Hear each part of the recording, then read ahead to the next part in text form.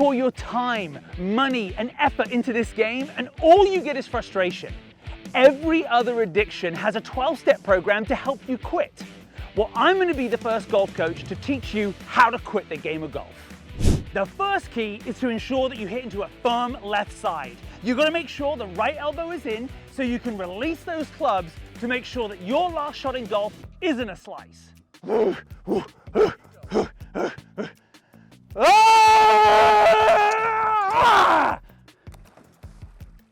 Now that one was striped. I'm going to expose the 3 myths that are holding you back from breaking 85 and probably making you want to do exactly what I just did. So let's start off with the biggest myth that there is out there. I hear amateur golfers say these things with putting. Never there, never in, and miss it on the pro side. So what you're telling me with that theory is that a tour player would be happier because this ball was on the high side and ends up, well, let's see, about 6 feet past, than this putt right here, which never has a chance to go in,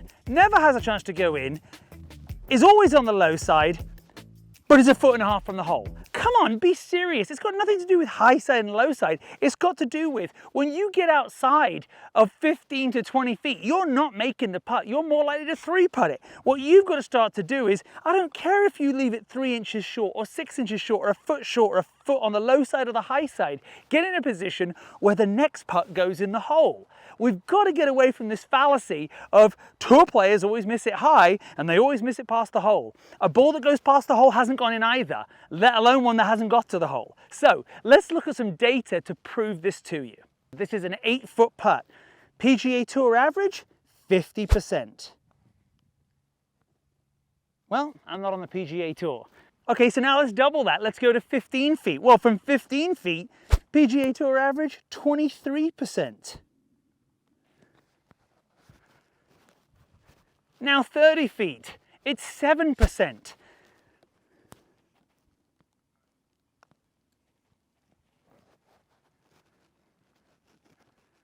And from right here at 38 feet, a PGA Tour professional, the best putters in the world, on the best greens in the world, are more likely to 3-putt from here than make the putt. So my challenge to you is, start to know the numbers. Start to know the numbers. So that you actually stop putting the pressure on yourself and start taking it off. Because what you're really trying to do is, it's not about short or long or left or right. It's about close enough to not the next one in. It's a total myth. Break this myth and you're going to start shooting lower scores. You're going to start breaking 85 consistently. The second myth I always hear is actually from you, the amateur golfer, is that I need a more consistent golf swing so I can shoot lower scores. Come on, you say it all the time, I'm not consistent enough. Look, let's be honest, you're plenty consistent. You just might not be happy with what you're doing with the golf ball when you're hitting it.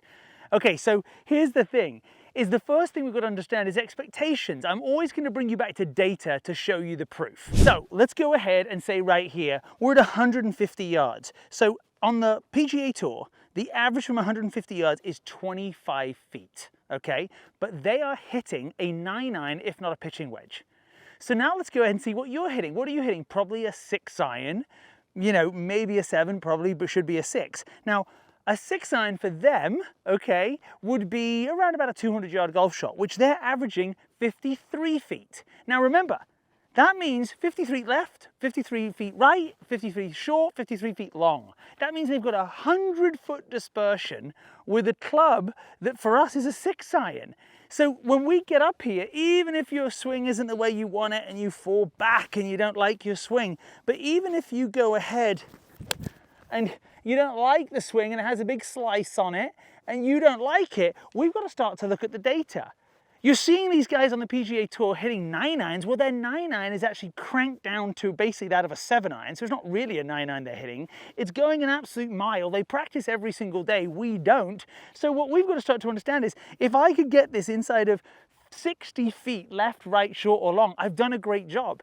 The minute you start to understand this is, what you need to be able to do is just play the slice you have, play the hook you've got. It's really about lowering expectations to reduce tension. And when you do that, you get better off at it. So here's what I want you to do. 5 golf balls, set up at 150 yards, hit it to a green. Let's see the dispersion, and we'll get our average distance from the hole. And then you'll just start to see just how big the best players in the world miss. The reason why you don't see it is because nothing on TV, nobody wants to see a famous tour player go ahead and hit it to 52 feet. They want to see the guy chip in, right? They want to go ahead and see the guy make a 90-foot putt. They want to go ahead and see the player that hits a 375 yards. Look at these nice big slices. So you're hopefully getting shot tracer on this. They want to show you that. So you're getting this false sense of identity that this horrible golf swing that you've got, where you hit a big peel slice with it, isn't good enough. Is this the 5th? Or have I already hit 5? I'm gonna hit this one more just in case. Let's play that big slice this time. So if your swing looks anything better than what I just did right there, you do have consistency. Now let's go and look at the numbers. So let's go ahead and see. We're going to drive up there right now. You saw that big fall off the ball swing with a big slice carve. Let's see what it looks like. All right, so here we are with the 5 shots that I just hit, and they're almost exactly in the same place. But what do you notice? Let's see. I'm a good 2 clubs short of the flag stick. So this is my deal. You want to hit it further. I want you to hit it more consistently. Embrace the shot you are hitting, and let's just start to see how far away we are from this, right? So I'm going to pace this out. 1, 2, 3, 4, 5, 6, 7, 8, 9, 10. That's 30 feet. 11, 12, 13, 14, 15, 16, 17, 18, 19, 20. That's 60 feet. Okay, that's 58 feet, remember, is the average that they are with a 6-iron in their hands. Okay, so we are 60, 63, 66, 67 feet from the hole. So was it because you weren't consistent enough? Or was it because you don't take enough club? And was it because you keep complaining about your swing, and instead of playing the cut every time, instead of hitting your 7-iron, hit a 5-iron? Because if we'd have hit a 5-iron, the flag would be sitting right here right now, and I'd be super happy. So what I want you to realize is we can't compare ourselves to the stats of a PGA Tour player when they're hitting a club on this hole that comes in and lands like this, and we've got to be hitting a 5-iron that comes in, lands and releases. So start to get this understanding of how close they actually hit it, and you're going to start to take the pressure off, embrace the consistency you have, but take more club. The third myth, which totally ruins your day almost before it started, is you've been told that you're meant to take driver off every tee box. Because guess what? All your buddies do too. And it's the most fun club to hit. And once back in 1987, I hit one 310 yards down the middle of the fairway. Yes, you did. But the last 10 times you've hit it, you haven't. So here's the thing. I get it. The drive is fun. And we watch guys on tour hitting it 360 yards. And we just want to get that feeling. But what you've got to start to understand is, what can you put in play? We've got to start to realize that you don't see tour players hit irons off of tee boxes and 3-woods and 5-woods because it doesn't sell on TV, but they do. So you've got to start to understand there's only 14 holes on the course where you could hit a driver, and for most of the tour players, they're not playing them. They might hit driver maybe 8, 9, 10 times around. So let's go and show you what you need to do to consistently break 85. So what is the craziest thing that you say as an amateur to a pro like myself is this. Okay, well, I'm going to go ahead and listen to what you said, and I'm going to take my hybrid off the tee box. And I'm seeing you there, and you're not fully committed to the swing because you think the pro is wrong. And then you set up, and what do? You set up and you hit it along the ground, and then you go, you see, I should have just taken my driver. Well, guess what? That is the most ridiculous, insane thinking on the planet. Let's look at this in far as skiing. You go to a ski slope, you go down a bunny run with a kid, and you fall down and break your leg.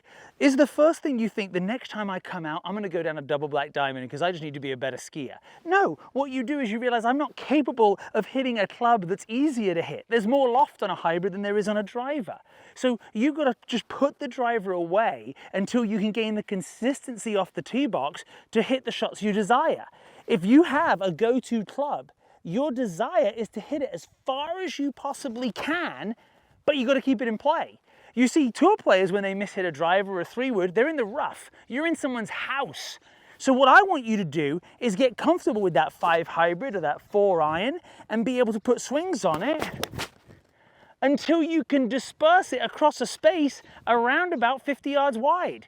Because there's no trouble 50 yards from the middle of the fairway, you know what I mean? 25 yards left. Put yourself in play, and then you take the doubles and the triples and the blow-up holes away. So understand that the focus you've got to get to is, yes, at some holes that are wide open and you can blow driver down there, great. But many holes, what you've got to do is be patient, get your go-to club and advance it as far as you can, as straight as you can. If you do this, I can guarantee you that you're going to start shooting lower scores because you're going to have less big numbers. And by applying what we've showed you today off the tee box, learning how to go ahead and putt the right distance rather than thinking about trying to get it past the hole and on the pro side, and ensuring that you do have a consistent enough swing, you've just got to start to take more club and start to play for your miss. If you do these three things, I can assure you breaking 85 is something you can do with ease. If you want other videos that are going to show you the myths that are holding you back from breaking 85, go ahead and click the video here or somewhere here, but there are lots of videos, and come and check us out at thescoringmethod.com/85.